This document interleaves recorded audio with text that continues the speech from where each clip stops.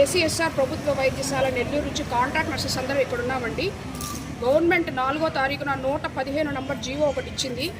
18 నెలలు ANM training అయిన వాళ్ళని జనరల్ నర్సింగ్ పోస్టుల్లో ఎక్కడెక్కడైతే ఖాళీలు ఉన్నాయో అక్కడ భర్తీ చేయమని గవర్నమెంట్ జీవో ఇచ్చింది. చదువుకున్న చదువుకి మాకందరికీ ఎలాంటి ఉపయోగం లేకుండా పోతుందని మా బాధతో ఇక్కడికి వచ్చామండి.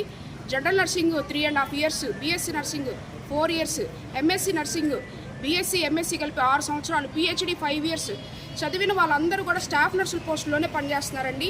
ఏఎన్ఎంస్ ఎవరైతే కంప్లీట్ చేశారో ఆ తర్వాత వాళ్ళకి ఏఎన్ఎం సూపర్వైజర్గా, పిహెచ్ఎన్గా, సిహెచ్ఓగా ప్రమోషన్స్ అయితే ఉన్నాయి.